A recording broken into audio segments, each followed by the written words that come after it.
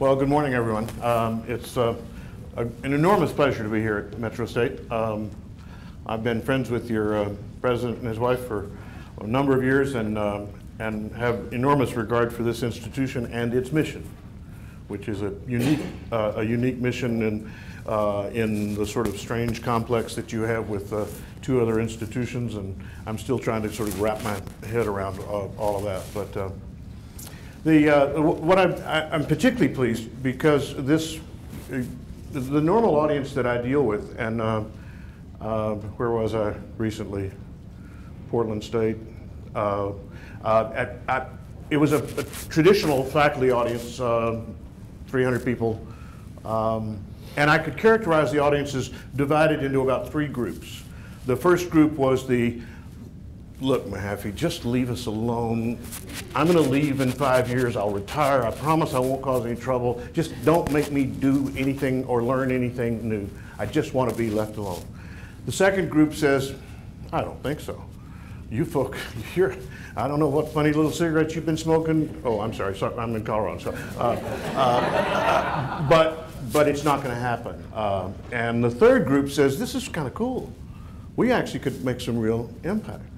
What's especially heartening to me is I got a whole group of threes right now.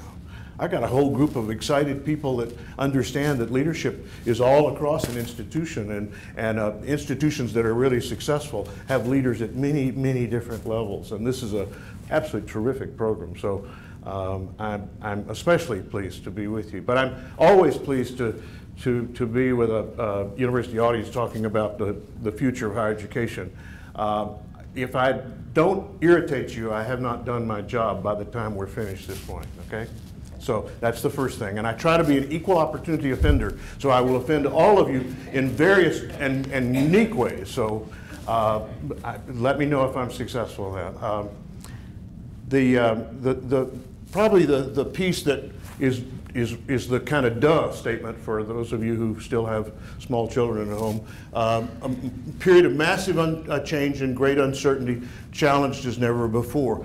But here's the sort of three-part analysis that I think is really a useful one. The first is that what's really happened is the overall argument is that there's been a shift in power.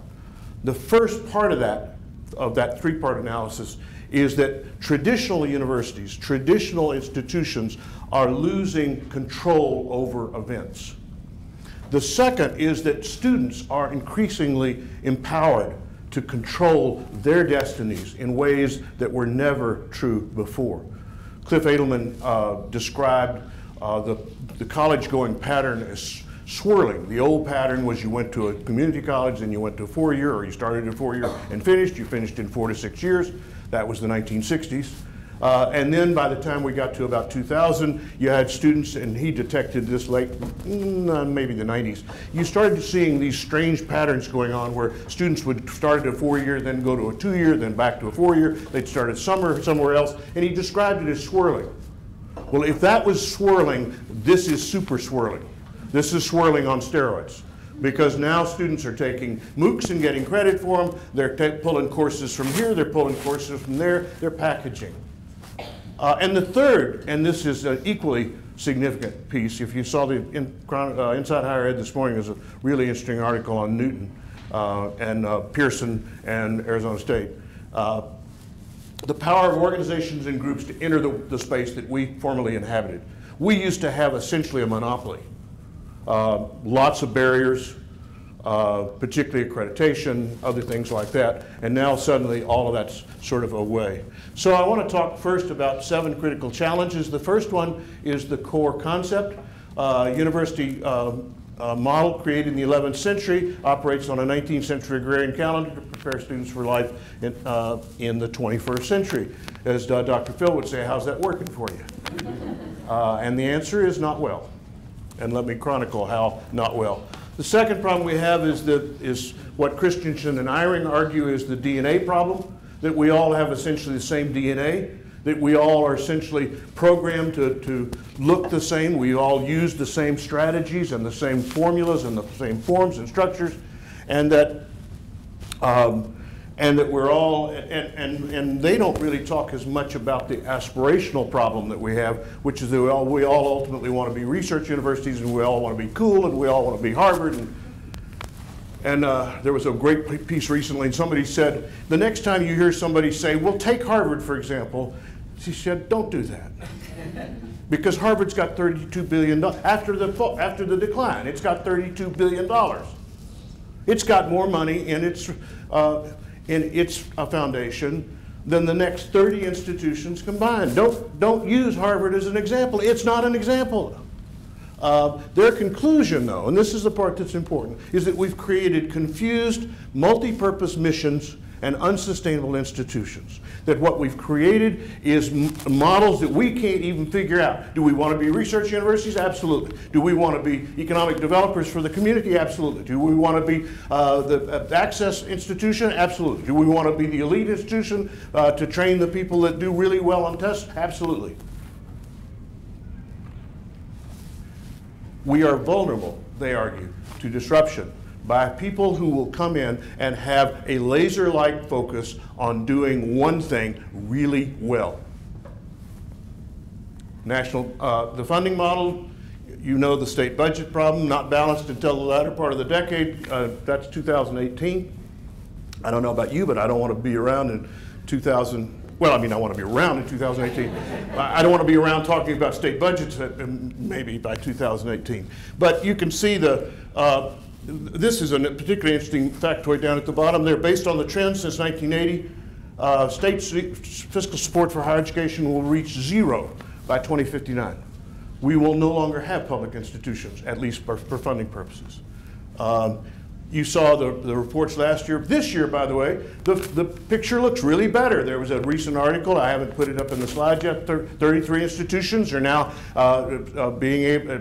back in the black and being able to fund. But don't get real excited, because old people like me are going to suck up Medicaid and Medicare at a rate that you can't even begin to imagine. I'm already starting to feel a little congested, and I'm going to go somewhere and it's going to cost you money. So it's not going to come to young people, trust me on this one. The cost model, unsustainable, that green line, that's the top line. This is a 20-year Jane Wellman Delta project. If you want to compare and contrast, it's a little hard to see from the back, but over 20 years, that's what the green line is the net tuition, and at the same time, the orange line is the consumer price index. You cannot operate in that kind of differential. Almost 300% increase over 20 years in net tuition, and about 75% increase in consumer price index over the same period of time.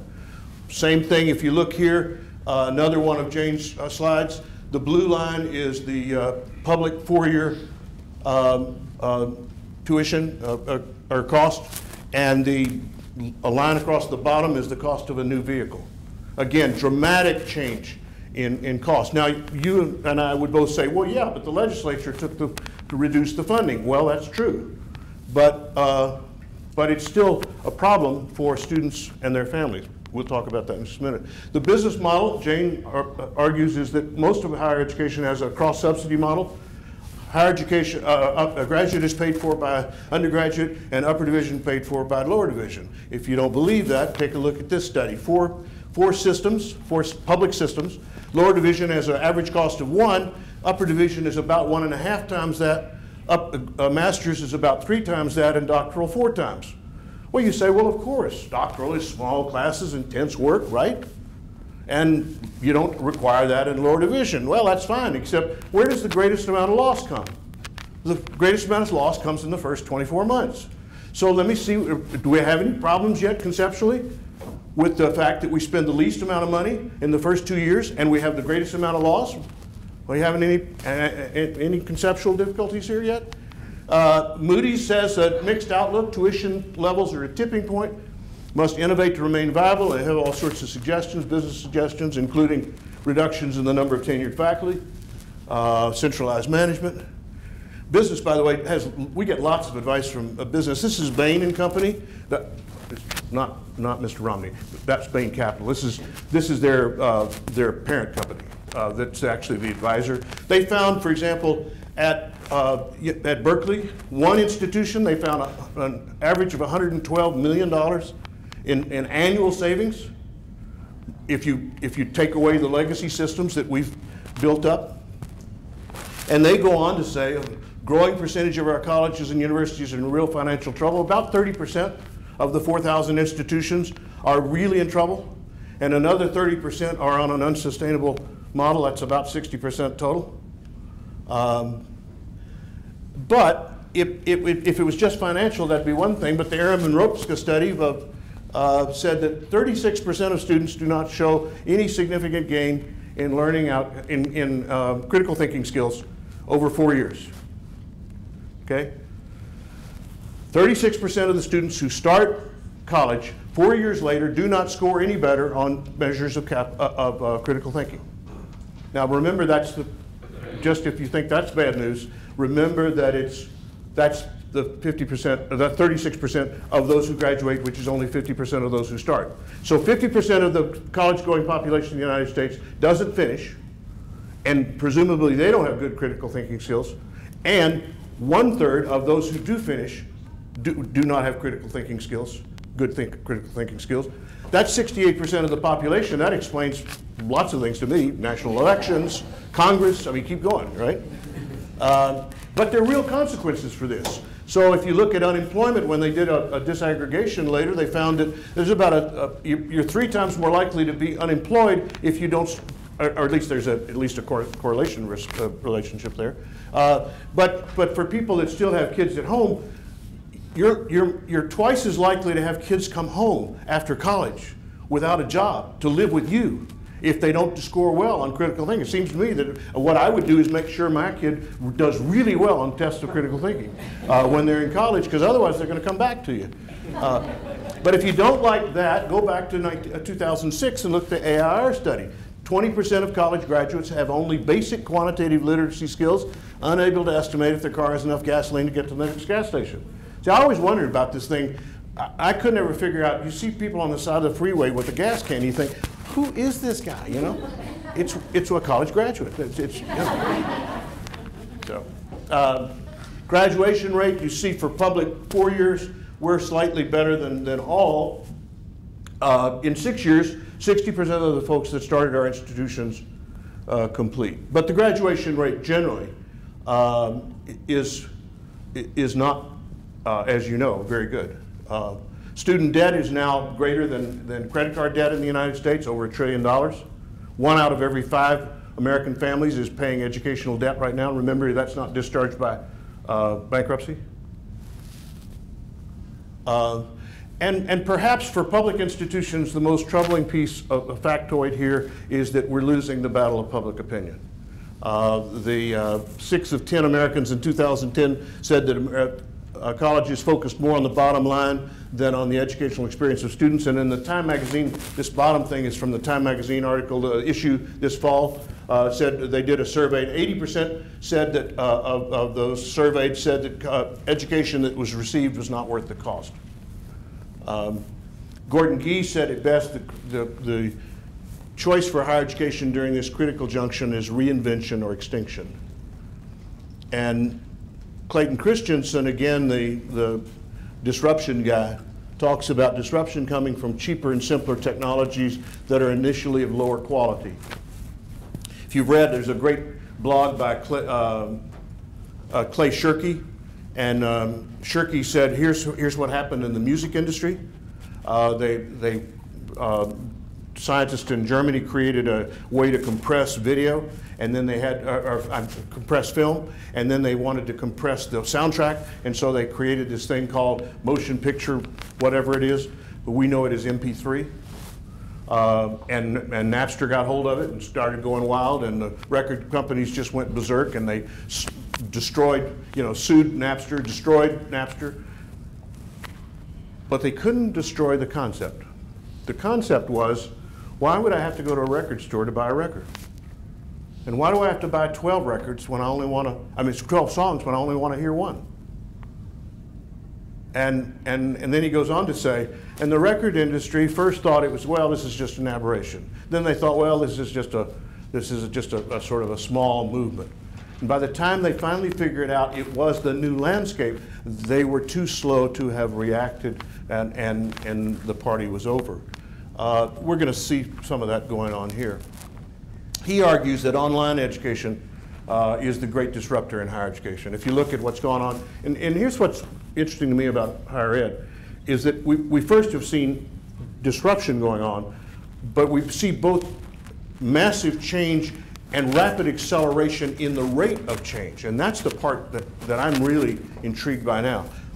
If I had been standing here a year ago, right now, I would have told you the story of Sebastian Thrun and his massive open online course at Stanford, which had just completed the past fall. I first heard the term MOOC. If I was standing in this room a year ago, I would have heard the term MOOC about 4 months ago.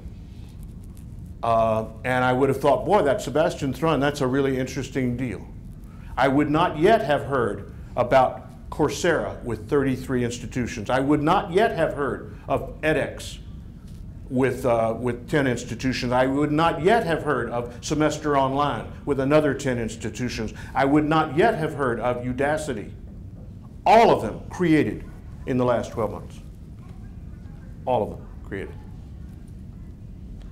Coursera now is serving over 1 million students. Now, there's a lot of nuance to that MOOC story that I hope we'll get a chance to really sort of disentangle and pull apart when we get a chance to talk. But the rate of change is as profound as the substance of change in this new era. And this is for institutions that say, well, we're going to change. Well, let's form a committee, right? And then let's study it. There was a wonderful piece, just a little line in Chronicle or Inside Higher Ed recently, and they talked about the fact that Udacity not only formed its company in January last year, but then just created a new course in the space of 2 weeks. And they said, in higher education, 2 weeks is a nanosecond. But that's what the new providers are able to do. They're able to move fast. Udacity, Sebastian Thrun's operation, just got another $15 million in venture capital. They're well funded, they're able to move fast, and they're results oriented. Maybe we need to have another committee think about that. So, I mean, that's the problem that we face with the legacy system that we live in. So let me tell you a little bit about the Red Balloon Project, because and this started in July 2010. Well, I'll also tell you one quick story. So, well, let me, Red Balloon story, as I looked out across the landscape of higher education, I saw 3 things going on. One was declining state funding. You saw 2059 will no longer be public institutions in America at the rate of decline currently being experienced. 2, increasing expectations. The Obama administration wanted us to be first in the world again in the percentage of students with degrees, citizens with degrees. We're now 11th. We were first 20 years ago, by the way. And it's not that we're slipping badly, it's the rest of the world's moving like crazy to move up. The Chinese doubled the number of students going to college between 1995 and 2004. They doubled that number again. When I first went to China in 2001, there were about 7 million students going to college. Now it's 24 million. They build campuses like we build buildings. It's just stunning. And if you really want to be terrified, go on to one of their new campuses like I was. I was down in Anhui Province and Anhui University, and I was at the freshman campus, which is, by the way, 18 miles out of town. It's not a bad idea. It's only freshmen, 5,000 students on the campus.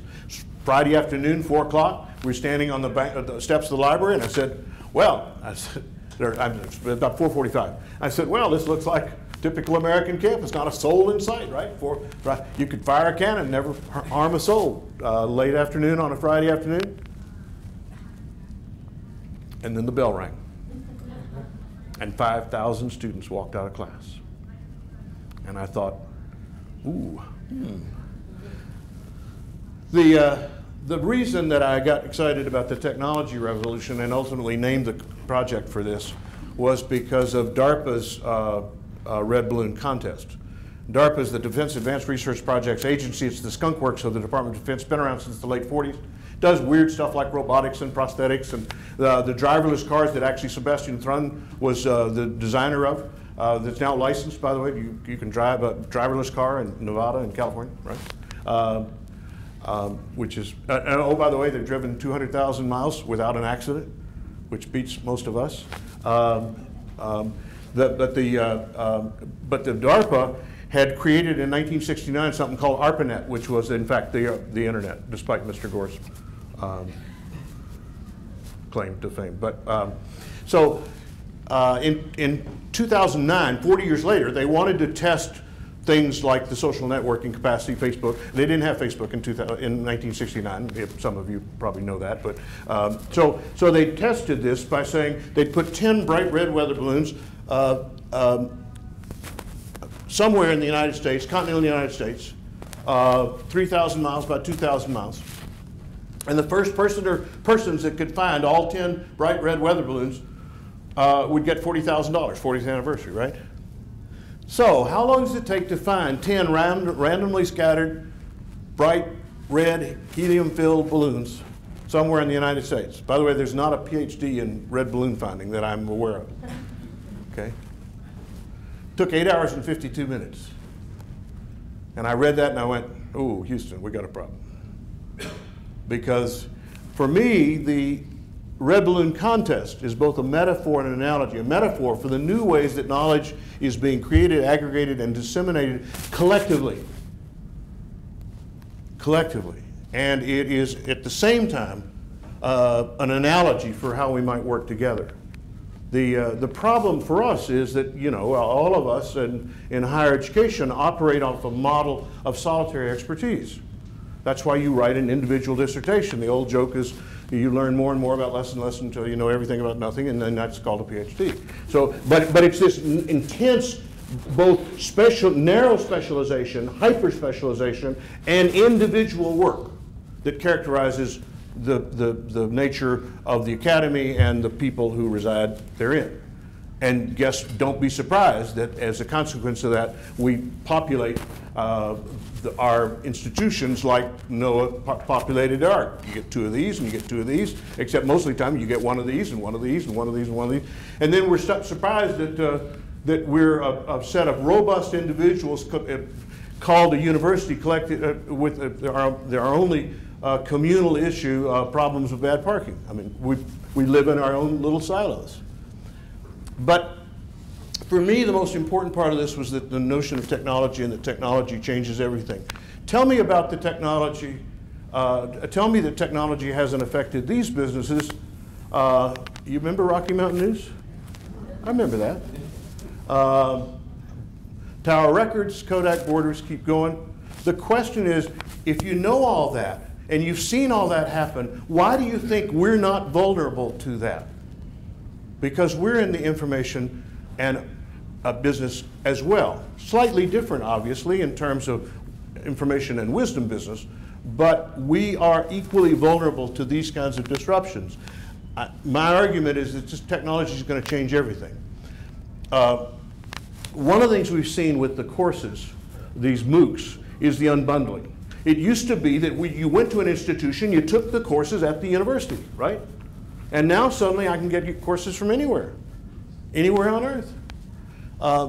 But the other thing is the notion of expertise. The other part of the training that we got was that we were told over and over again is that as we studied more and more and more narrowly, we got to know more and more than anyone else in the world. We were the brightest critters there were. And we relied on that solitary expertise, but we're now in a networked world. So the study that called my attention to this was the study in Nature that compared scientific accuracy of entries in Encyclopedia Britannica and Wikipedia. Now you know the model. Encyclopedia Britannica, 244 years old. I actually remember World Book, because remember the salesman would come to your house and sell you World Books. You get 1 a month. and your kids were going to be smarter than ever. Of course, they all sat in the corner in dust. I actually read World Book once. I remember sitting there reading entries in World Book, but I was a weird kid. So, but now they're head-to-head with Encyclopedia Britannica. So guess what happened?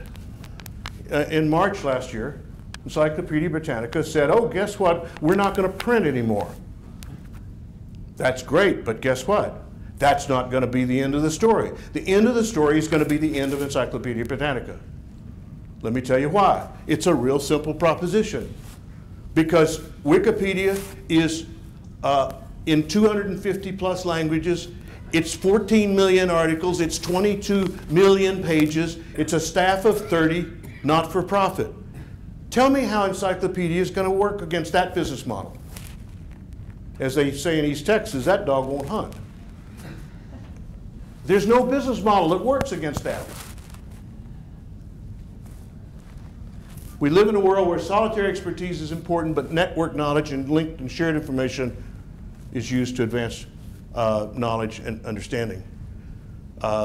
Researchers at Carnegie Mellon found that crowdsourced articles written piecemeal, this is to offend the English faculty in the group, are just as good as articles written by solitary authors. Network knowledge, wisdom of crowds, and now vast improvements in technology. How about this one? This looks like a typical news article. Wisconsin appears to be in the driver's seat en route to a win as it leads 51-10 after the third quarter. You say, well, that's a typical sports article. Might have heard a local newspaper. It might. But this one was written 60 seconds after the third quarter by a computer that charged you $10 for it. Okay?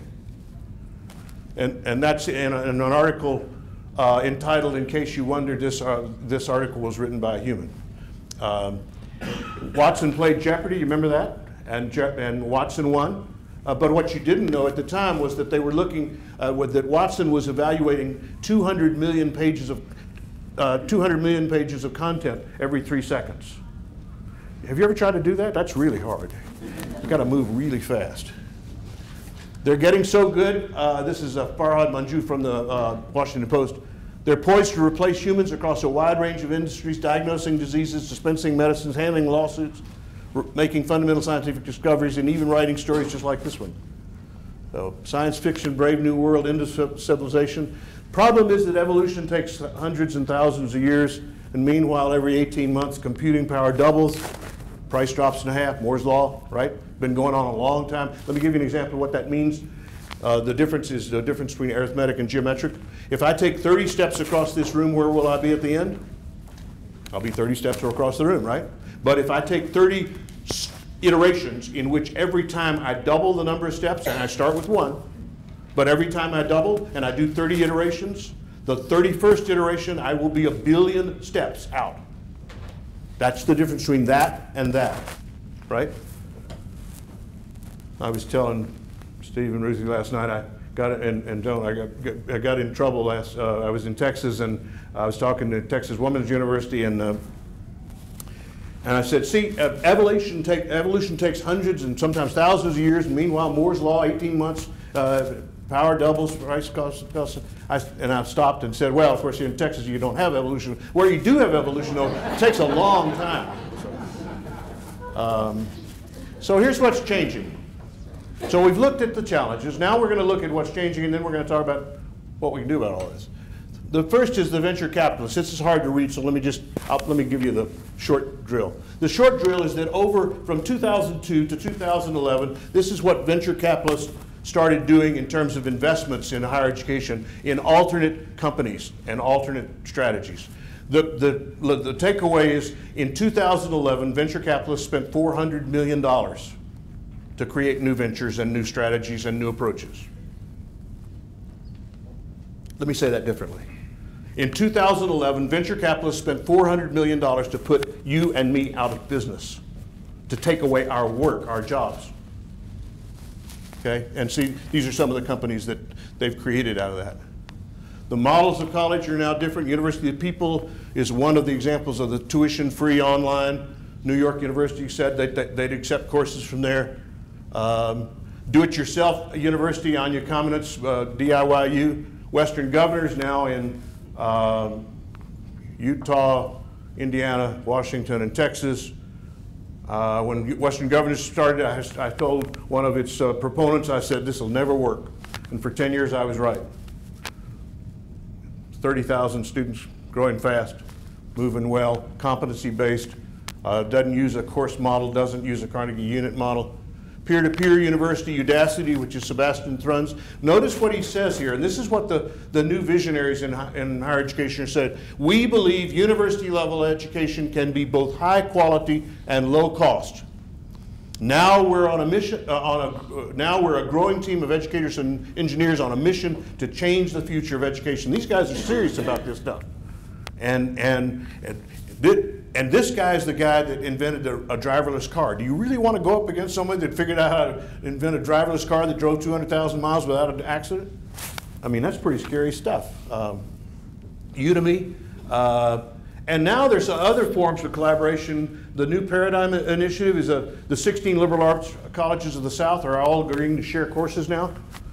And I looked at that and I thought, no, that's an interesting model. How many, we were talking, walking back from dinner last night about how many courses you guys share with the two other institutions that are cheek to jowl with you. And the answer is not many right now, right?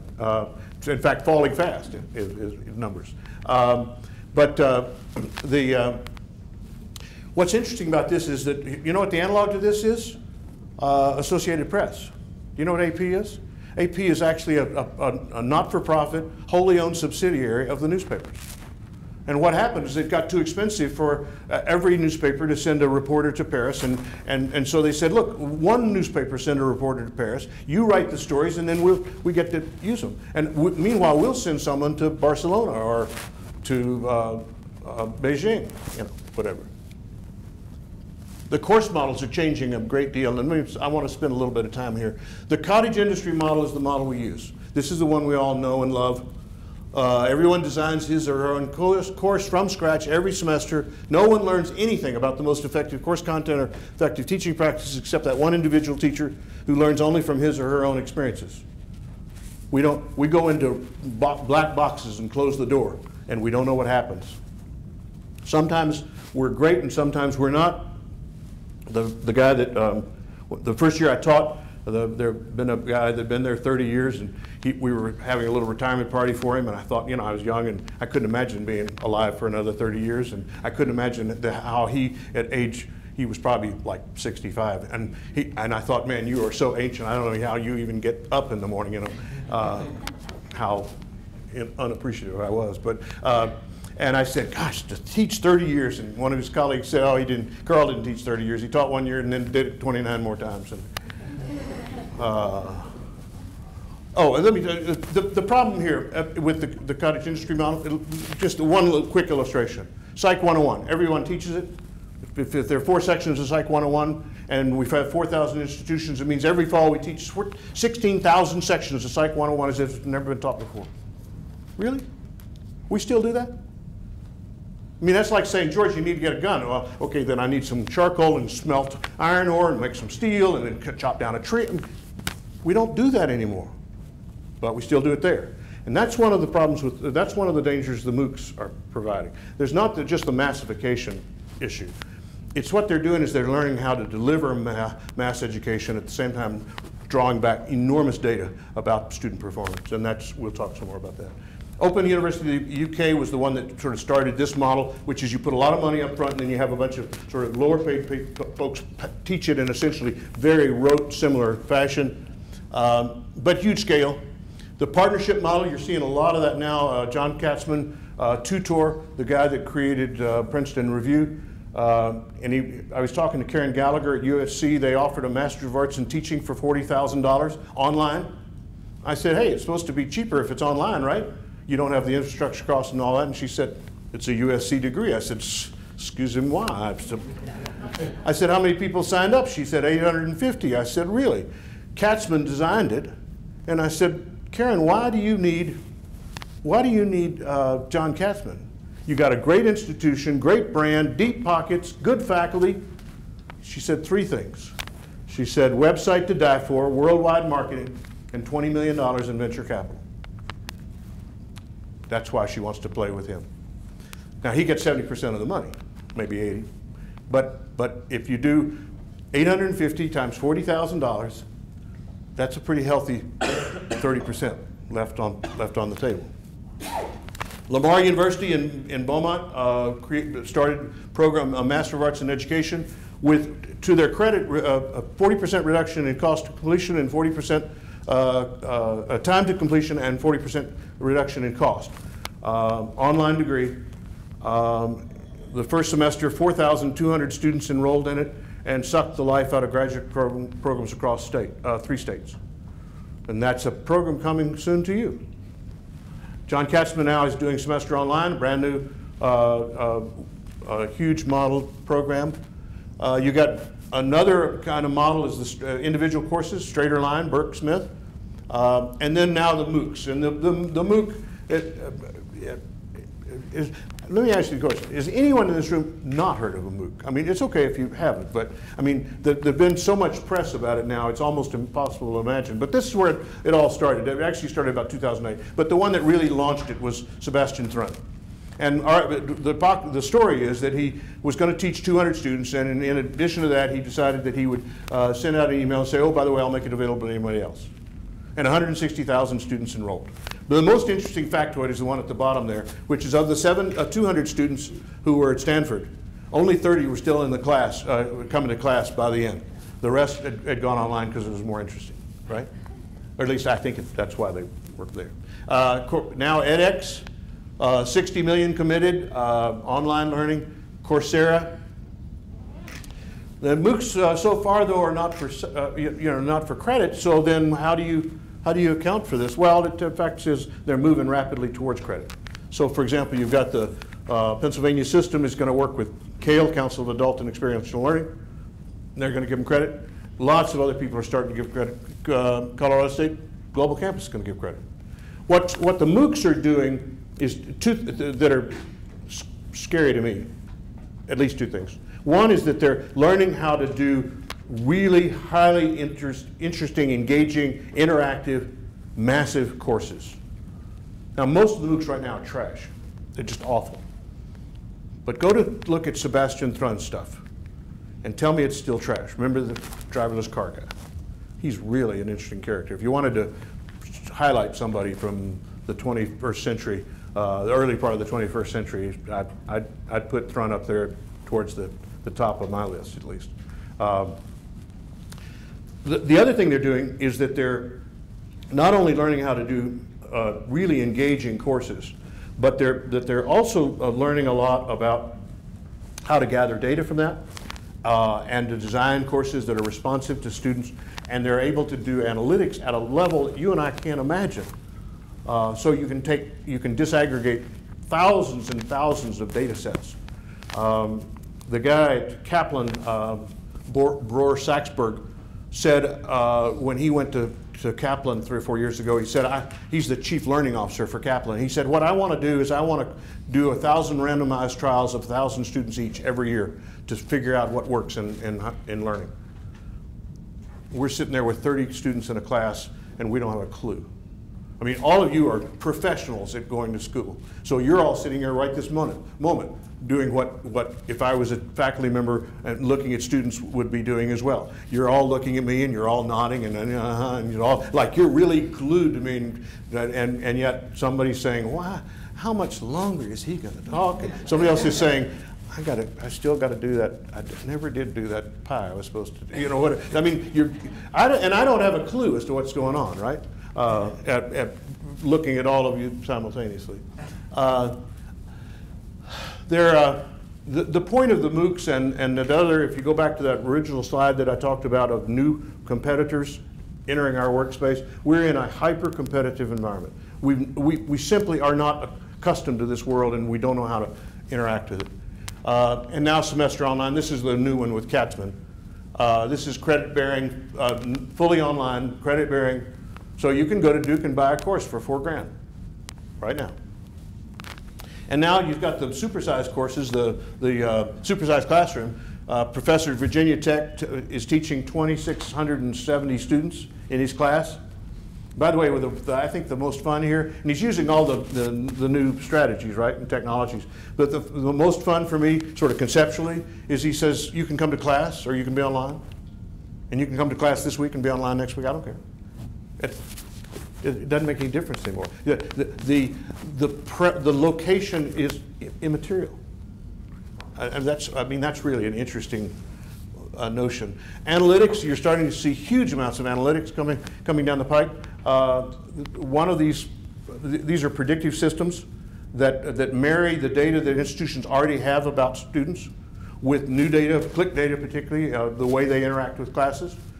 For example, at Austin Peay, there's a program that tells you whether you like or dislike a course. It's not like or dislike like other people like this course. It's the same as Amazon or Netflix, but the difference here is that it's other people who have similar profiles to you did well in this course. That's the intelligence that's being gathered and assembled here. It's a very different kind. Others are predictive analytics. So you at the end of the first week in one of these systems, there's an 85% accuracy of predicting whether or not you're going to be successful in the course, marrying the data before, sort of the demographic data about students with the data, the performance data in the first week of class, and an 85% predictive rate, success rate in predicting success or failure in the course. Lots of information for both the institution, for faculty members, and for students in this. Here are some of them: Course Signals, Degree Compass, Sherpa, which is the South Orange County Community College. So lots of different projects. A new article that I just ran across, data mining and learning analytics. It's coming fast. And then the article I mentioned this morning, which is the personalized learning that's inside higher ed, I think, but I commend it to you. But essentially what it does is, as you go through a course, it's a smart system. It says, oh, you're having trouble here, so we're going to branch you this way. But you're not having trouble here. You're having trouble over here. We're going to branch you this. So people actually go through courses in very different ways, and yet they all they start here and they all end there, but the way they progress through it. Because after all, if you think about it a minute, when you sit with a group of students and you say, hi, we're going to start at day one and we're going to end at day end, and we're going to take you through it as if none of you have anything, any prior knowledge, any abilities, any background in this. But the fact is we all have all sorts of backgrounds, but it's not the same. And as an instructor, you don't have a clue about that. And so these intelligent systems, these personalized learning networks are going to start taking hold. There's a lot of work on reducing costs, mostly in the textbook area, but some in reducing time to completion and things like that. There's a lot of that work going on right now. Lots of work on measuring success, huge amount of work there. New organizations, new evaluation tools. And then one last one here, the threats to the credential. There are now people that are starting to say, you know, we don't need a degree. Why don't we just give people some certification? After all, if you think about it a minute, I have a degree from the University of Washington. I have a degree in history from the University of Washington. You know what that tells you? That tells you, well, let's see, let me predict. I predict that just because you look at the color of my hair and a few other, you can predict that most of that was on face-to-face. It was. Every single part of it was dreadfully face-to-face. The second thing you can predict is that there were some gen ed pieces. There were.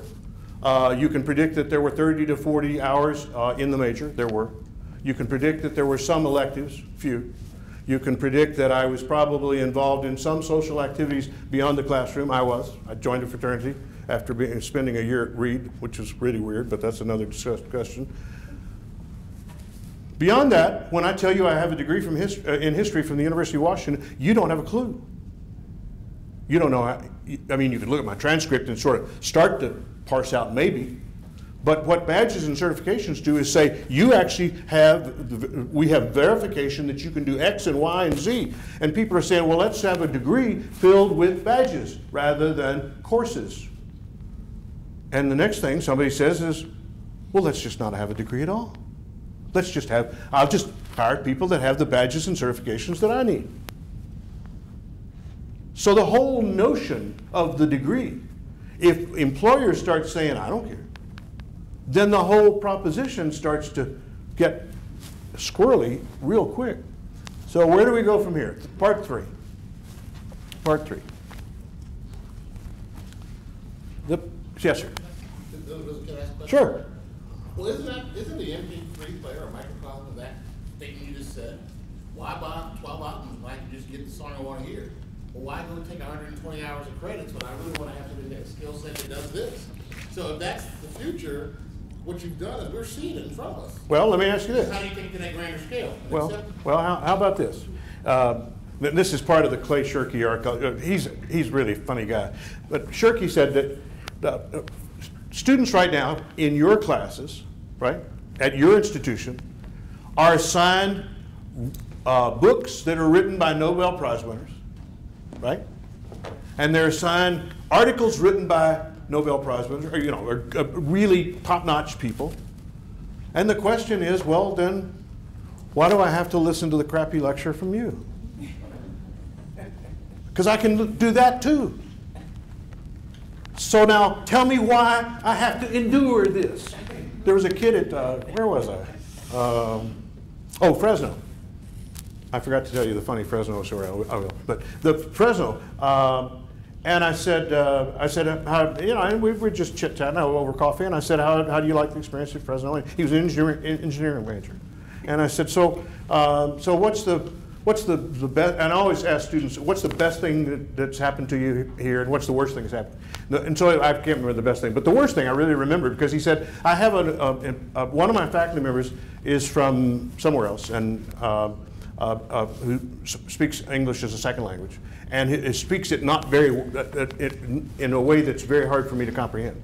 And I said, so what did you do? And he said, it was easy. He said, I just went to Berkeley and took their, and went online and I do the lectures from Berkeley. And I sort of tolerate him, but I don't really pay much attention because I have top quality, same content, but top quality from Berkeley, free, from the online stuff at Berkeley. When is it that they're going to start saying, wait a minute, time out. I don't have to do this. And when employers, now for students to do that, that's all well and good. But when employers say, look, I'm not going to necessarily require that you have a degree. I'm going to require that you have 6 certifications and 4 skill sets, right? Then we're going to be in trouble. Now, I think we're going to be in trouble for 2 reasons at that point. One was because I still believe in liberal education. I still believe in the notion that we're preparing people as citizens and and preparing for a whole set of life skills, as well as for workplace skills. But I fear that in the sort of drama of the moment where there is all this focus on workplace skills and workforce skills and getting jobs, and with the price being as high as it is, that we could very well see that kind of phenomenon occur. So, okay, here's the key challenge. So the key challenge is actually a 3-part challenge, just to make you really go crazy. Because you have to educate more students to higher levels of learning for lower costs. Now, any one of those we could probably do without too much trouble. But to do all 3 simultaneously is really going to be challenging. Every institution is going to have to ask this question. What is the unique value that the institution adds? What do we do that no one else does as well as us in this setting with this set of students? And the faculty question is, what is the unique value that I add? Yes, sir. I have a 9-year-old and a 6-year-old daughter, and they came down to visit me on campus. And we went into the library, and my 6-year-old said, where are all the books? My 9-year-old pointed at the computer and said, they're in there. A few weeks later, she was asking me about it. She said, Dad, so pretty much everything's on the internet. I said, yes, hon. And she said, so I can access anything that anyone's ever known? I said, yes, hon. She said, why am I going to school? I said, well, the teacher is going to help you understand what's important about this information. And she said, oh, when's there going to be an app for that? If that story doesn't terrify everyone else in this room, you're not listening. Let me say, I'll ask him to repeat it, because we have the kids that are now coming through the system who have never, I mean, think about it. Facebook's been around 10 years, but for 6-year-olds, it's been around forever, right? Think about imagine the kinds of worlds they expect and the kinds of worlds that they will come into, and the piece, it's a really stunning piece. We had a deal where we were talking about technology and student success, and we had a conference at the University of Central Florida, and we do it every summer with teams that come in, and we talk about technology and student success. So we had this really great idea. I mean, really innovative idea. We actually had students on the University of Central Florida campus tell us the way they use technology. Like, whoa, well, isn't that smart? Now, what's scary is that one president said to me, I don't know why the hell I had to come halfway across the country, Mchaffy, to be reminded that we ought to talk to our students. But he went back to his campus in Missouri and terrified his campus because he brought in 6-year-olds and asked them about the way they use technology. And it just shook the campus something seriously. What's going to change? Lots of course design change. Flipped courses, this is Salman Khan is popularized it. Eric Mazur was involved in it at Harvard a long time ago. Essentially the notion is this. It's a really simple notion. You come to class to work with other people. You go home to watch lectures. You don't come to class to watch lectures. You come to class to work with other people. Now, the minute I say that, someone in the room says, oh, right, Mchaffy, that's why you're standing up there jabbering at us and we're all sitting here passively as individual participants, right? Well, see, I would have been willing to, here's my only defense. It's inadequate, but it's what it is. I would have been willing to flip this. And this could have been a discussion, but you would have had to watch the video of me last night. And I don't have any confidence that that's what you would have done last night. So if you had been, I would be willing to, now you would have had that in this. The question really is this though. Why do you take the time and energy and cost to bring people together? And the answer is you better have a good answer for that. And it better not be to do something that they could do through technology. Okay? That's the story. Kathy Davidson at Duke said, if I can be replaced by a computer screen, I should be. So we have to start thinking really differently. So, you know, Salman Khan did, yes sir, yes ma'am. Sure. So, can you please tell us anything about the critical thinking or the public opinion responses of students who are in those classes? Do we know anything about what they're thinking when they're done? Yeah, we can get that information if we design the data analytics right, absolutely. Yeah, I mean, the core problem is with most, you know, with most analytic systems, or most of our traditional systems, we use tests, right? And we tested to see whether someone got it. But you and I both know that one of the things that we did, we saw a devolution in, a reduction in the times that we asked people to write long, thoughtful essays, and increase the number of multiple choice and simple to grade kinds of measures and metrics. So the fact is we probably didn't get as much information. What's interesting about data analytics is not only can you get rich data, but you can get rich data in time. The click data will tell you weekly, hourly, daily, whatever you want. And then by aggregating that data across numbers of institutions and numbers of classes, you can start disaggregating it. If I have, one subset in a class of 30, I don't have a meaningful set of subsets. But if I put 10,000 people in a database, I can then draw out subsets and tell me and learn whether or not students like and interact well with a particular exercise, whether they understand something, whether they're moving through or confused, all sorts of stuff that I was never able to tell before, right? Another one is the OLI. This is, if you've not looked at the Carnegie Mellon stuff, it's some of the best stuff around. But by the way, what's interesting about the Carnegie Mellon stuff, and it's again this notion of crowdsourcing, rather than the individual faculty member creating the course, there are teams to create the course. There's the cognitive scientist, there's the discipline content specialist, there's the graphic designer, instructional designer, The scientist that looks at computer-human interface, that's the medical model, right? The emerging medical model. Well, guess what? It's the new course design model. More people are important to course design than just the person that happens to know a lot about a subject matter. Because that doesn't predict that you can, therefore, because you know a lot about a subject matter, which is our assumption, therefore you can design a course that produces learning outcomes in students. That's the gap we've got there. They did an OLI statistics course, and they ran the STAT course, and they found that students learned a full semester's worth of statistics in half the time and retained it as well or better than in a regular class. So they know that some of this stuff, when you build in the smart systems and the responsive system, you get incredibly better results.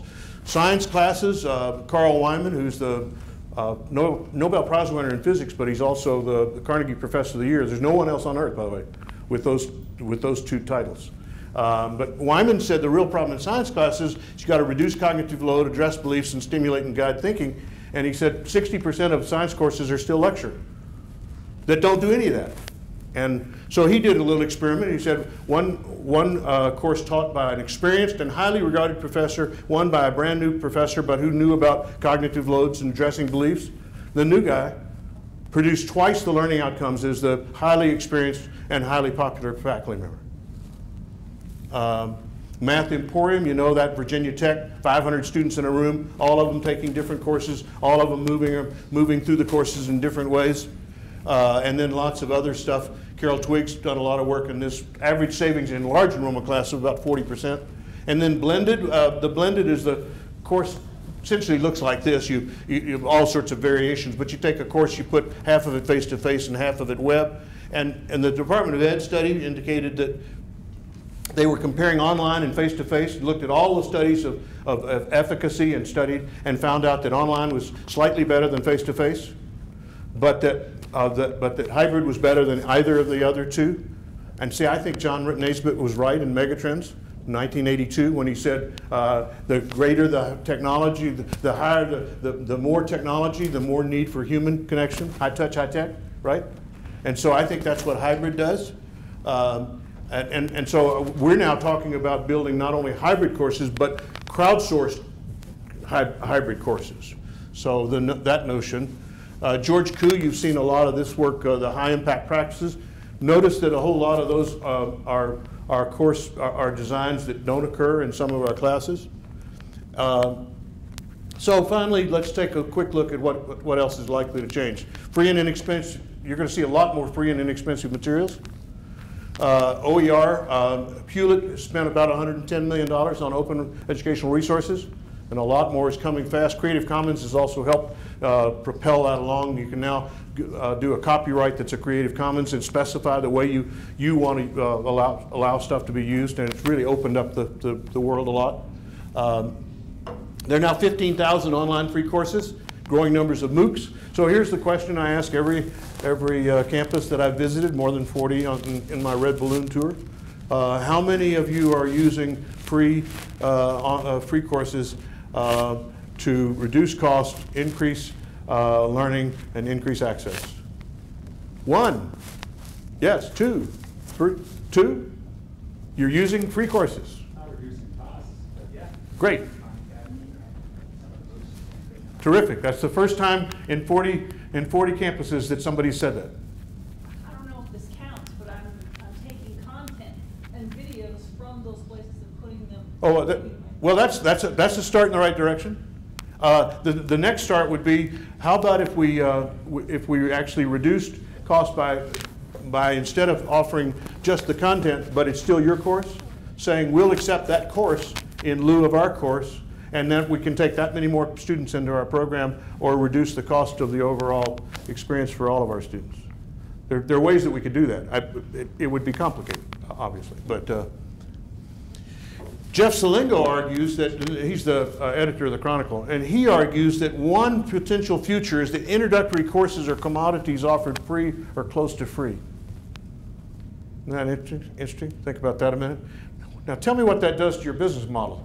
Remember, Graduate subsidized by undergraduate, upper division subsidized by lower division. Now take away lower division and tell me how the rest of the stack works out, right? That's what's going to happen. I mean, here's my prediction. Rick Perry, you know Rick Perry, governor of Texas, $10,000 degree guy. Hide and watch.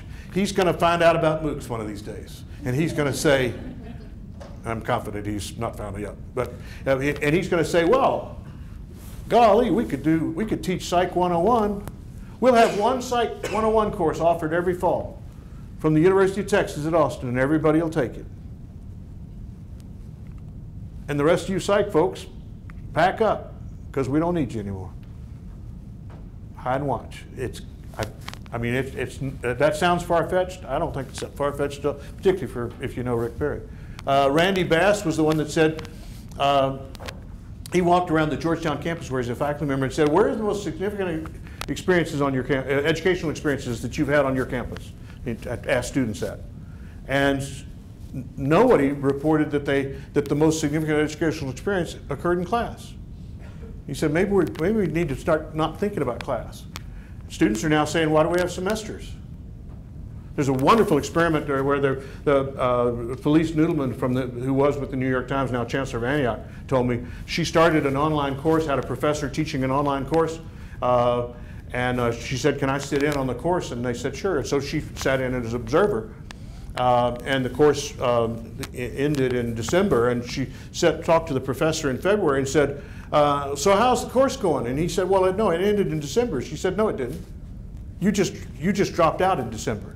The students are still there, and they're still having the course because they formed a learning community. Students are starting to say, why do we have semesters? Why do we have courses? Why do we have these discrete packages? Are there other ways to organize this stuff? So if I could be king for a day, I'd reorganize the first year. Because right now we have what we call the general education. It's called it's the broccoli curriculum. You have to eat your broccoli because it's good for you. Trust me, it's good for you. And it's on your way to something really cool, which is when you no longer have to eat broccoli and you get to eat something really like you like pizza or something. So what if and then we're stunned and horrified that students who have not done well in the K-12 schools, we bring them here and say, welcome to Metro, we're so glad you're here. I know you've had a really lousy 12 years of educational experience, but we're going to give you some more of the same. You're really going to be thrilled, I know, because it's going to look just like it did before. It's just going to be more of the same, except it's going to cost a lot more money, and you're going to be just as bored and just as terrified and just as bewildered about what it has to do with your life. Gosh, can I sign up for that? I mean, really? So the issue here that we've got to think about, if I had my druthers for a day, what I would do is I'd take all freshmen and I'd put them into learning communities. I'd have faculty members responsible for a cohort of 30 or 40 or 50 students. And I would send students out to solve a problem. And I'd send them to solve a problem that they can understand. Solve hunger in southeast Denver. They'd do research, they'd write papers, they'd meet with real people, they'd talk about real issues, they'd have to make presentations, and they would use the disciplines to inform the work, not to simply learn something on the promise that somehow, somewhere, someday, sometime in the future, it might be of use to you. Okay? And I would guarantee you, well, I won't guarantee you, I'd predict that your engagement rates would go up, your retention rates would go up, your student success rates would go up if it was organized that way. But we don't organize that way because that's really complicated to do. Yeah? Can I argue that it's not an organization problem but a data collection problem? Like, I think what you're talking about is that we don't capture institutional data on the high impact practices that happen outside the classroom. Like, we're great at using Banner to track student characteristics, but what's really difficult across institutions to say what this work does for our students is how that kind of experience is a measurable outcome. And then we don't compare that to the in-course outcomes that we get from MOOCs and different kinds of online experiences. Like, I think that's the piece that's really the challenge for institutions, is having that predictive data that we can say within whatever standard, you know, whatever error, whatever R value Right. is predictive of student success and then student learning. And then if we had that in place to talk to Banner, we could then talk about like that those are the practices that really make our institution valuable. I agree. If I was really king for a day, if I was king for a week, what I would start by saying is, okay, for the Metro community, you have 1 week to break into groups and describe for me what the characteristics, capabilities, capacities, and characteristics are of a Metro graduate. And I would assume that you would tell me that they come in some clusters. By the way, look at degree qualifications profile. It's the closest thing we've got to that proposition right now. But some of the clusters would be knowledge and competence in what we call a discipline. Some would be leadership, the stuff that you guys think about. Some would be relationships with others. And then what you do is you put into those clusters a whole set of portfolio examples of the work that people have done. And imagine how different the conversation would be with an advisor if the advisor pulled up the electronic portfolio, clustered into these clusters against Metro's desired characteristics for Metro graduates. And you said, well, let's see. Looks like the discipline's moving along pretty well, but you don't have a leadership experience that you need. And I wonder how we could get a leadership experience for you. The problem is that our institutions are primarily focused on the intellectual and the academic part of the proposition. And when I hear National Association of Manufacturers, Chamber of Commerce, Business Roundtable complain about folks, our graduates, you never hear them say, she didn't know enough of biology, he didn't know enough accounting. They don't know how to work with people who are different. They don't know how to organize to get things done. They don't know how to communicate effectively. They don't know how to understand they're part of a larger organization. You know, on. Those, by the way, are not only career skills for the 21st century, they're civic skills, they're mirror image skills. There's no dichotomy there. But we're still trapped in, well, we're going to get you're going to be a biology major or an accounting major or whatever. And the rest of it, frankly, is sort of, well, I hope it works. So, yeah. I just want to provide some information that we've recently begun contracting with Neil Levitz to do, looking at not graduation profile information, but characteristics of students that are coming to us either as first-time transfers or first-time high school students that can help assign a predictability model on whether or not they will be back for their first year after they started at Metro. However, it does focus on those that are traditionally the cognitive aspects of it. So right. What is their GPA? What is the distance from home? Right. What was their ACT score when they left? It doesn't take into account yet because Banner is not able to track things like leadership opportunities that right. we had at the time. So I would argue that actually our systems for how we capture information regarding students is pretty limited at this point as far as what it could do. There's a joke, Banner knows, but it ain't telling. So there's a lot of room for us to grow in that capacity. No, yes, sir. When you first started, you spoke about debt going 1 trillion, yada, yada, yada. The disconnection for me, or the confusing part for me, is that we push students tech, or hybrid, yet they come to financial aid and they don't know beans about it. I hear every day, well, I don't know about that. Nobody ever told me about that.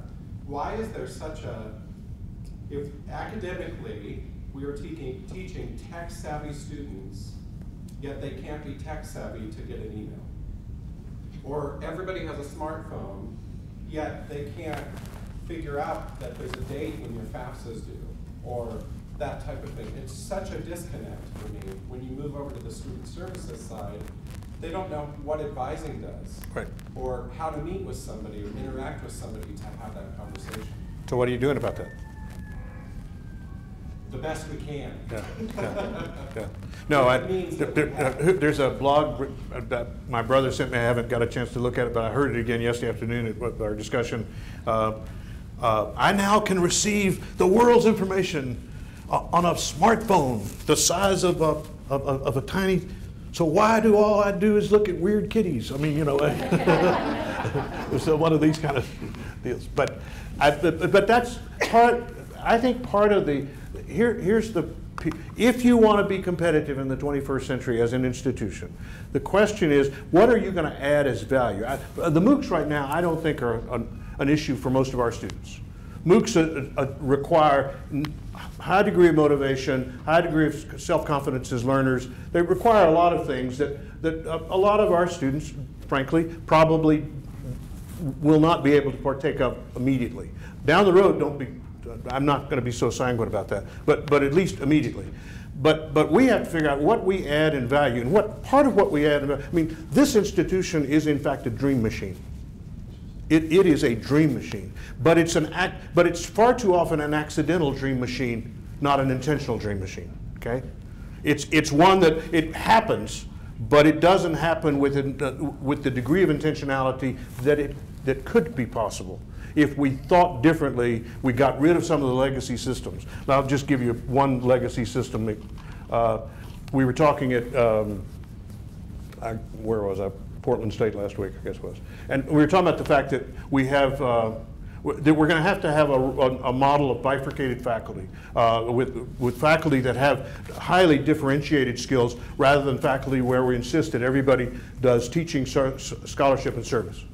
Because the fact is, none of us come to the world that way. We come with our expertise. And somebody in the conversation yesterday afternoon said, you mean they could hire me just because I'm really good at something and I could continue to get better and better at that and not have to do other things that I'm not good at just because of the insistence that we all are sort of required to do the same thing? I think what you're going to see is lots of permeability in what we used to call the boundaries. And so what's a faculty member is going to change. What a faculty member does is going to change. Who a faculty member is. I was astounded when as a recovering academic, I was astounded to learn that students learned outside of class. I didn't believe that until recently. I thought they learned only in class, and I thought they actually, in arrogance, only learned in my class, actually only when I was speaking. But it turns out that students learn in all sorts of places outside of class. And far too often, what we do as institutions is we design classrooms as intentional learning spaces and outside of class as unintentional learning spaces, rather than saying the entire institution is a learning experience. The best moment I ever had was I was at a SACS accreditation visit in a small institution, Georgia Southwestern. And I heard the story that the guy that was the head of the physical plant had a program for first-year males who were having trouble fitting in and were acting out or whatever, and he put him on the grounds crews, working with older, mostly male adults, not because that they needed help with the grounds crew, but because of the socialization process that would and the connection process.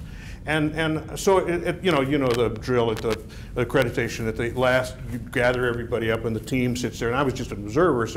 But they asked me to speak, and so I said, well, I just have one observation, and I said, I heard about this story that the head of the physical plant has this marvelous program, and I said, is he here? And he stood up in the back of the room, and he said, yeah. And I said, is that really true that you have this program? I said, I didn't get a chance to talk to you. Is that true? He said, yeah.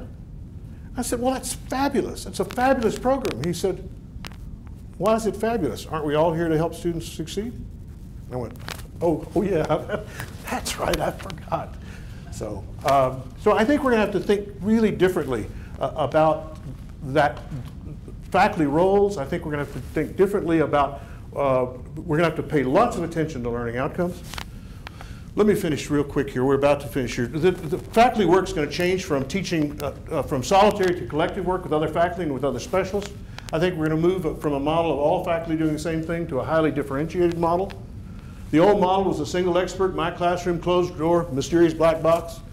New model is networked world, collaboration of faculty, other experts, and even students. Imagine, students can actually contribute to the design of a course. Routinely, not just episodically and idiosyncratically, but routinely. The focus on learning outcomes, if there's anything that's going to be the gold standard of the 21st century, it's learning outcomes. The trick is twofold. One is, what are the learning outcomes that you're willing to hold up as the ones that you care about? And the second piece is, how do you measure them the most effectively and the most powerfully? For me, the best article I ever read in higher education was a bar and tag article, 1995 in Change Magazine, and it was the argument was really deceptively simple. He said the problem with our institutions is they were created as teaching institutions, not as learning institutions. So, see, the problem is that in a teaching institution, your ends and your means are the same. As long as you teach, you've done what you were supposed to do. But if you create a learning institution, teaching is an end to an end, is an ends to a mean, a means to an end. Excuse me. And if the learning doesn't occur, then the teaching was problematic. We've organized our entire operation around teaching. We're faculty-centric. We're content-centric. We're not student-centric. And that's got to, so the question is, can we transform ourselves before we're disrupted? We're caught in a race between innovation and calcification, between the power of new ideas at lower costs and the power of entrenched interests to protect their habits and incomes. And I worry about who we are in that. One writer in this recent article in the January-February 2013 American Interest said roughly half of the 4,500 colleges and universities now operating in the United States will have ceased to exist. I heard the president at Portland State said, I think he's right, but I don't think the time frame's right. I think it's going to be considerably sooner than that. Talking about Harvard having 1 million students, I don't think it'll be Harvard, but I think you're going to see elite institutions having numbers of students that you and I wouldn't have ever been able to imagine not long ago. This time summit on higher education last fall in New York, they said in making a transition from a national analog economy to a global digital economy, and all of our social institutions were created for the former, and all appear to us to be broken. The challenge is enormous: confusion of purposes, distorted reward structures, limited success, high cost, massive inefficiencies, and profound resistance to change. Other than that, we're good to go. So let me end with a cautionary tale. Cautionary tale. Pony Express. Hey, you guys are in the West. You know about the Pony Express, right? I mean, every American has heard of the Pony Express. It's really amazing. It's iconic. Young, skinny, wiry fellows not over 18, expert riders willing to risk death daily, orphans preferred, $25 a week, 5 times the going wage at the time, by the way. And it was hugely successful, but imagine the enterprise. 1,900 miles, every 10 miles, 190 stations. You had to create a station, you had to create corrals, you had to have horses, you had to have oats and hay and water, you had to have a station master, you had to have saddles and accoutrements, you had to have food for the station master. You had to set up one of those, 190 of those across a hostile West. And then you had to have riders that would be willing to ride for six of those legs, galloping horses. Horses could only gallop for 10 miles and then you'd replace the horse, you know that. But 10 to 20, reduced ladder delivery from 24 to 10 days, right? You could sort of vaguely remember when it started, just before the Civil War. But what you don't remember is when it ended, 19 months later. Why? Completion of the transcontinental telegraph. That's disruption in another era. Not the strongest of the species that survives the most intelligent, but the one most adaptable to change. Thank you.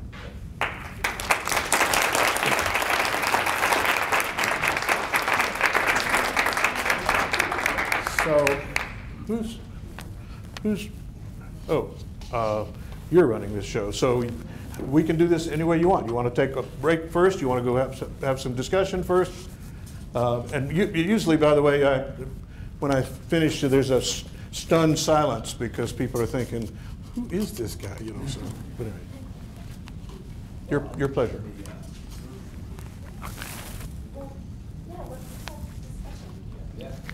Discussion? I'm game. Yes? Well, I just wanted to say, you referenced Virginia Tech twice. Who? Virginia Tech. Yep. And I got 2 degrees from there. That's why I want to know. Okay. And you talk about bifurcation of faculty. Yep. They do that there as well. Okay. They'll hire research faculty. Right. And they'll hire. Yep. So we do a little bit of that, visiting professors. What we do, we've had conversations about differentiated workload and things like that. So I think that's, to me, it's right on point in terms of how we have to look at how we do business. But my question was, instructional design theory and technology platforms. And I look at those as terms of mindsets and development, and I look at it in terms of infrastructure and delivery. When you look at the faculty and the future of the institutions. And my question is, you talk about the outcomes being 68% in terms of the brick and mortar type schools, not focusing on outcomes. And then you talk about these other future courses and the future schools with technology are better at outcomes. Is that a factor of the schools, or is it the mindset? Is it the faculty, or is it the technology? Because at the end of the day, I think the human factor is what the issue really is when you look at this. And in terms of the mindset on how we can design our instruction so that the outcomes become, learning outcomes become the focus, whether it's on the web or whether it's in the classroom, I think that the centerpiece is the human factor. But what do you thoughts on that? No. With due respect to our CIO over here, this isn't a technology issue. This is a human problem.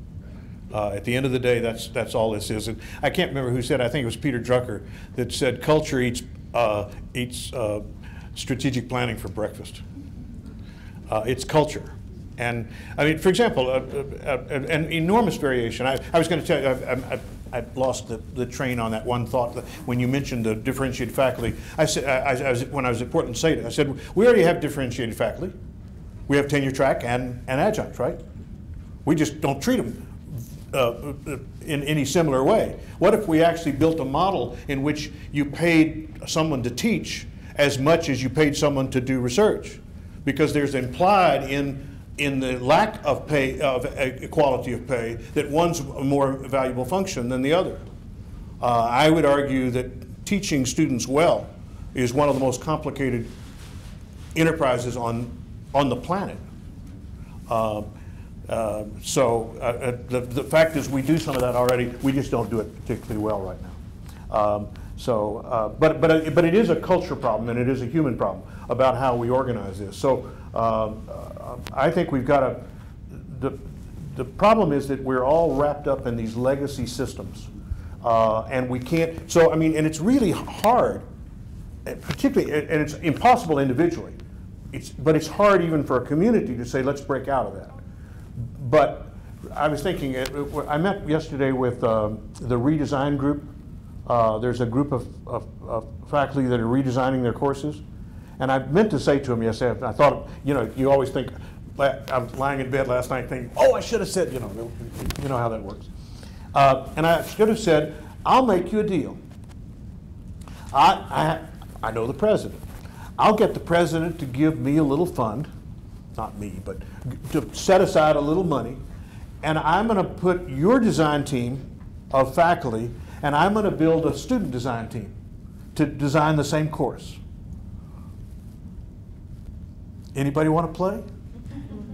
Because I think that could be an awesome outcome. So it'd be very interesting, and particularly if the faculty member, who is a content specialist, could be a consultant to the students, but not the person in charge. Again, shifting the models around. I just think we've got a lot of legacy systems. Yes, ma'am. I'd like to support that. So I have the wonderful privilege of having the same group of students this semester that I had last semester in a 2-semester sequence. And Wednesday, when we met for the first time, I made a list of things on the board that I felt had not worked well in our class.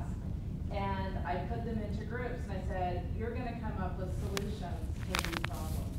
And so effectively what we did is they redesigned the course and the syllabus that we're now, I mean, I had veto power, and so they had some elements that they had to work within, but it was amazing the things that they started telling me and why they thought things didn't work well. Yeah, and what's ironic is how seldom we do that, so. In your closing statement, you made a comment that faculty are resistant to change. And what I have seen at my home institution and somewhat here at MSU Denver is not that faculty are resistant to change, but faculty don't have that same sense of urgency that there's a need for change. And I'm wondering if you're seeing that consistently across the country, or what you're observing. The story I was going to tell you about Fresno was the first, when we launched the Red Balloon Project. We do 2 academic affairs meetings a year for AASCU, and provost and others come to those meetings. So we had a meeting in Chicago, and we launched the Red Balloon Project, and red balloons, not surprisingly, the red balloons were everywhere, you know, all that kind of stuff. So then I went out, and somebody said, would you come to campus and talk about Red Balloon? I said, sure. So I went to Fresno, and I did, you know, a much more pitiful, I hope, version of this than, because it, you know, hopefully gets improved and better every time I do it and learn from you guys. And so we got to the Q&A, and about 150 people in the room. Of course, the president and the provost both had to be there in order for this to take place. And a woman stood up in the back of the room and said, well, I don't like anything you said. And I said, could you be more specific? And unfortunately, she was. She said, I don't like the 11th century reference. I don't like the study in the Journal of Nature. You know, she went on and on about how. So fast forward, and I'm sorry. 3 weeks later, the California Faculty Assembly, which is the faculty union of the 23 campuses, declared that the Red Balloon Project was an administrative plot to destroy faculty positions. By November, this was September, by November, AAUP in Washington was reporting that Red Balloon was an imminent threat, right? So fast forward to last fall, and I'm on the IU Indiana Purdue Fort Wayne campus, and we get to the Q&A, and somebody stands up and says, George, I get it. We're in trouble. What do we do? And for me, that was sort of a metaphor of where faculty were in 2010 and where faculty are now, sort of generally across the country. And I think the thing that's really, ironically, is captured the attention of faculty is the MOOCs. And suddenly it's, oh my God, you know, that really could be a threat. The piece that, yet despite the fact that right now it actually isn't, frankly, I think as much of a threat as it will be in the future, but my comment about faculty in general is that well, let me start with the apocryphal story is that someone once asked Winston Churchill the question, do we shape our buildings or are we shaped by them? And why they asked Winston Churchill about architecture, I don't know, except that he knew about everything. And so he thought of it and smiled and said, we shape our buildings and in turn are shaped by them. And on the 100+ campuses I've been on, I find amazing faculty, hardworking, committed. I mean, the best, better, frankly, than we deserve. But I found faculty, bright, capable faculty, trapped in structures and policies and models that they can't get out of. So I see people working, for example, and there's no question that people work hard, but I don't think they work very smart sometimes. So people work really hard. I sat through shared governance. I would take shared governance and I'd blow up about 75% of it because I think it's wasteful and stupid. I can't tell you how many committee meetings I sat through where we didn't do anything, we wasted time, and very bright people sat there and smiled and behaved as if they were doing something important, and every one of them knew it was frivolous, and we did it anyway. I would differentiate faculty roles. I would say, if you're a researcher, that's great. If you're a researcher who can teach as well, that's great too. But if you're a great teacher and there's a way for you to stay current in teaching and stay connected to your discipline, hallelujah. But you don't have to publish 14 articles or even one, and that's still okay. You're still one of God's people. Rather than we're going to create models and that say you have to do this or you have to do this, irrespective of the mission of the institution and the outcomes that we're producing for our students. So I just think we've got to think about legacy systems and structures, and it's really that what I'm challenging people to think about. And let me editorialize one more minute about that. You guys are critical to the success of this institution. Presidents come and go, you know that. Provosts come and go, you know that.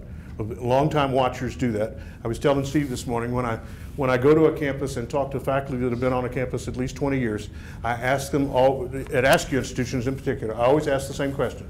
How long, when you got here, how long did you expect to stay? The median answer is 3 years. And then they decide, because most people were socialized in institutions that are not like Metro State. They were socialized at doctoral programs that said you're going to be teaching one course a year, or maybe 2 courses a year, with only bright graduate students running frantically around trying to please your every whim, and then suddenly you're trapped in this institution. And it's like the switched at birth problem. I mean, I was supposed to be at Harvard, and somehow I ended up in Metro State. And and I've said this at Northern Iowa one time, and I said, but you're confident that there's going to be this letter that comes one day that says, Professor Smith, we're so sorry, there was a mistake at the hospital. We really want you at Harvard. The office is ready at Cambridge. Please come as soon as you can get here. And I said this to a group of about 60 gen ed faculty, and an anthropologist came up to me afterwards and said, I'm one of those people, I really should be at Harvard. I didn't know what to say. I'm so sorry. Have you checked the records? But most people come to an institution like this and discover that what they really care about is the mission of this institution, and they really get deeply committed to that. But we've got to figure out ways to get structures that are responsive and that really help fulfill the full capacity of people to do their best work, not to restrict them by spending lots of time doing things that are frankly not of much value. If it can be offloaded to technology, it ought to be. If it can be offloaded in some other way, it ought to be. If you could do something else by grabbing something from the cloud, you ought to grab it, so that you get to spend the time doing the most human, the most powerful, interventional, inspiring work that you can do. And so that's the kind of structures. There's a question way back in the back. Much of the solutions that you put forward would strike me as being derived from experiential education. Yet your beginning of the presentation really focused on technology, which seems to be focused mostly on content. And so there's a bit of a disconnect for me here in terms of where technology is taking us is a focus on content delivery in a non-experiential way, in a non-interactive way, necessarily engaged in problem solving, for example. So I'm just curious if you've given some thought to that and sort of how those two pieces are linked and connected, and how you might use those pieces in conjunction. It's a great, very thoughtful observation. I guess 2 things. It is true that I'm intrigued by technology and all of its capacities. I mean, I'm the guy that bought an Apple IIe for $3,500. Told my wife that we were going to get Andrew Tobias is managing your money, and that then we could track where every penny went. A concept that she did not share my enthusiasm for, by the way. And then it wouldn't work because I bought a $3,500 machine that ran on 16K of RAM, and I needed 64K of RAM. And I'm carrying around a 4 gig flash drive right now. And I'm still, I mean, this is in my lifetime. I mean, it's just stunning. Part of what I think is going to be the saving grace for the metros of the world will be really careful thinking about experiential dimensions of the physical location of Metro in Denver and in the Denver area. What is it about this that provides opportunities for the classroom being this laboratory called this huge metroplex, rather than the classroom is this physical space bounded by these 4 walls? And I think that's, again, when you say, what can we do that nobody else can do? No one else can come into the Denver area and work with not-for-profit providers, collaborators, community organizers, groups in the neighborhood. Nobody else can build those kind of human relationships in an online kind of model. Having said that, I would say this, though. My notion is much like you described, the bifurcation between technology and sort of experience. But for our students, that's not a bifurcation. Experience is sometimes technology, most of the time is now technology mediated. And so some of what we call experiential is in fact technologically experiential.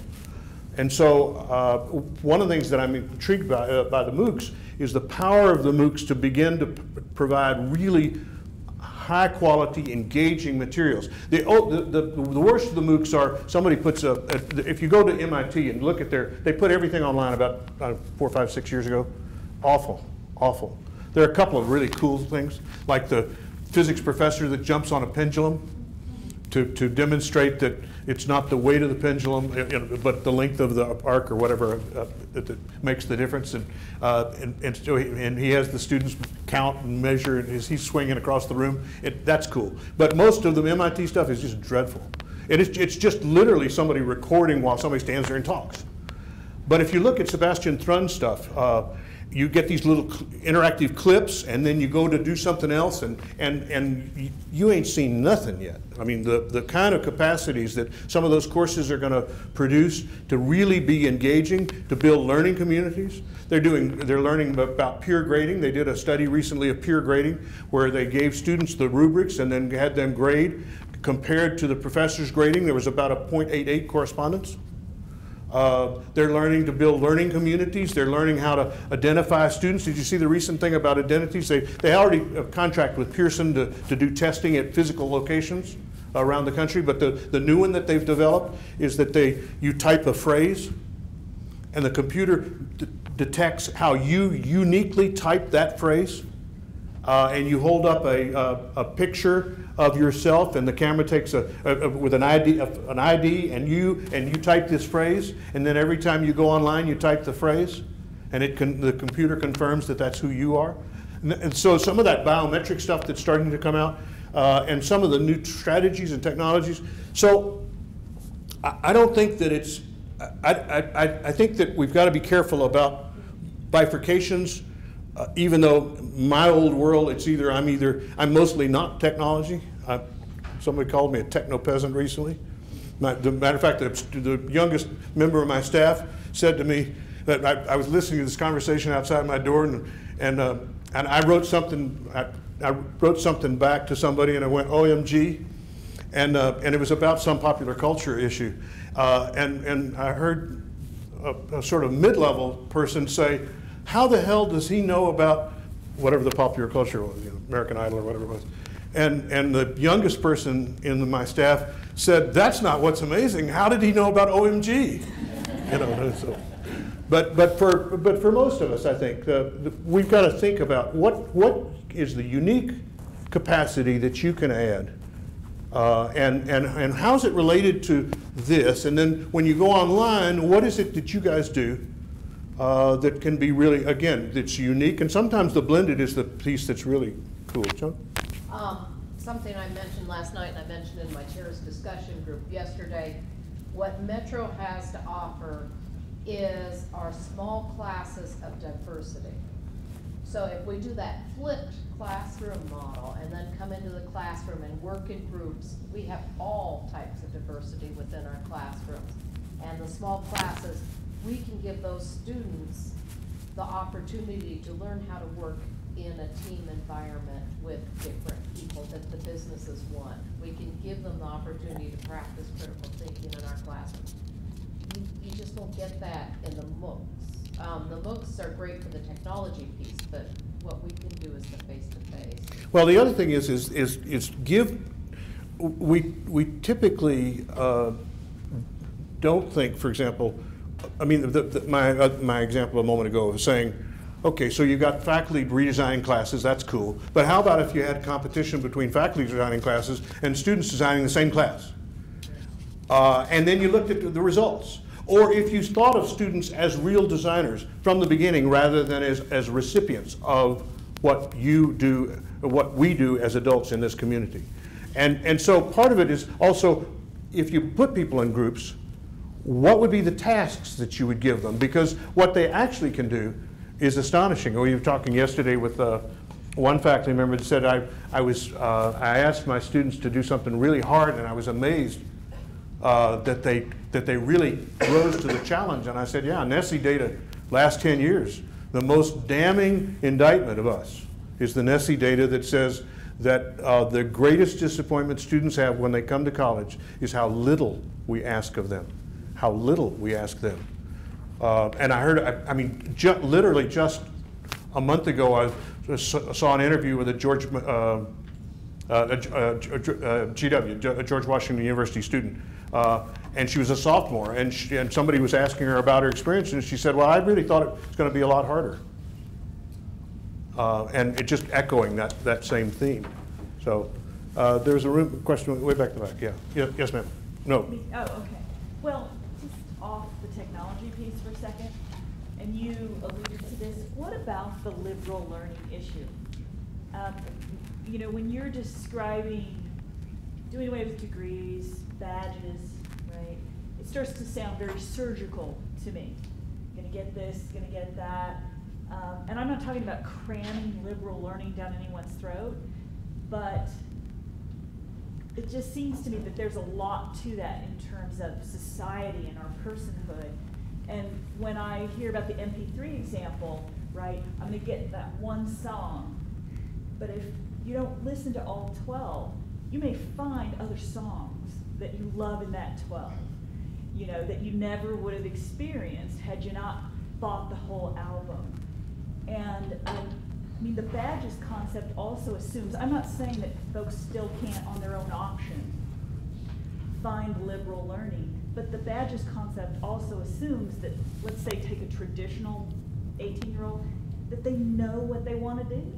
Yeah. They know what they're interested in at that moment in life, or what they will go to in 10 or 20 years. And without exposure to more breadth, I mean, where will we go? So I couldn't agree with you more. The enormous danger of the moment is the laser-like focus on job preparation and the narrowness of that preparation, despite the fact that we know that students who graduate from our institutions will in their lifetimes have 7 to 8 jobs, not in the same industries, and that half those jobs don't currently exist. Now tell me how you're going to prepare people for that, okay? And the answer is you can't prepare them by giving them a set of narrow skills. On the other hand, I don't know about you, but I still like my job, and I'm real pleased that I have a job. And I'd be real, I wouldn't be as disappointed as my wife would be, but I would be disappointed if I didn't have a job right now, because I still like working. So the challenge is this. If that's what we believe is really important, and you and I at least seem to believe that liberal, that broader, that understanding, that preparation for citizenship and community living and for family living is as important as the career part of one's life and preparing for that. The question is, how good have we been? How diligent have we been? How concerned have we been about that at the level of reality, not at the level of theory? Because the fact is, we believe that in theory, because that's the way we constructed curriculum. We insist on a gen ed curriculum for breadth, but then we say, oh, by the way, you can take 2 from column A and 1 from column B and 1 from column C, and I sort of don't care, whatever.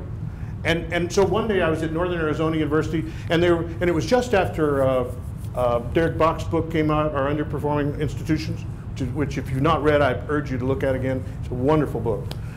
And he said the problem with gen ed discussions of faculty members, it's about how many angels dance on the head of a pin. It's just a philosophical conversation. It has no bearing in reality and no link to data. So somebody says, well, I think that the menu model is right, and somebody else says, I think that the broad integrated model is right. Right for what? Right for who? Right for when? Under what circumstances? So I said to the Gen Ed committee, they were debating this right after I'd read Bach's book, and I said, hey, how about this? Why don't you create 2 curriculums? One that's a Gen Ed by courses in different categories, and one that's this integrative kind of model, and then measure the outcomes by students about what they get out of it. And they said, yeah, we could actually measure student outcomes. And they said, oh no, that's too difficult. We'll go back to just a philosophical conversation. The point of this is that I think if you really believe that, we're going to have to start acting like that in the way that we insist on outcomes, on the specification of the learning outcomes that we want from students, and our willingness to experiment with the kinds of both in-class and out-of-class experiences that we design. Ultimately, what an institution is a box in which we as learned adults create the structures for student learning outcomes. That's my theory. And so we've got to make sure that we specify correctly. We're working right now on I mentioned the Luminous degree qualifications profile. If you haven't looked at that, I urge you to look at it. It's got 5 areas of concentration for what, and then specifications about what that would look like at the associate level, baccalaureate level, and master's level, that are hallmarks of an educated person at those levels. And it covers things like civic outcomes and as well as discipline knowledge and content knowledge. But most of the time, our institutions, we say all that about the liberal learning and liberal outcomes and all of that, but then when we get down to it, we don't actually measure any of that stuff. And what we actually do is still insist that you get your degree based on a discipline. And so for me, a lot of that over the years has been pretty hollow rhetoric. It has not been transformed into operational practices of an institution. But I fully support the proposition, and I think we've got to watch, because I think you're absolutely right that the badges, specifications, certifications could narrow enormously the outcomes of our students. But we're ultimately, I mean, it's our institution. We ought to be able to control what the outcomes are. So you guys in this room as leaders are going to have to sort of sort through that. Yes? First of all, I just want to thank you for being here. I think your presentation is probably one of the most relevant presentations that we've ever had in our 7 years of Metropolitan. Good. Thank you. Good. Thank you. Thank you. And speaking of relevance, I just want to bring up and reiterate exactly what you're talking about. That's more about the culture, not the technology. And I want to separate a little bit from teaching and all that other stuff. But I think one of the most important challenges is innovation. And I think that's the only insurance against irrelevance. And I agree with you that if we're innovating, I just want to help out because I want to help answer this question about what can we do. One of my favorite authors is Gary Hamel. I think he's one of the most influential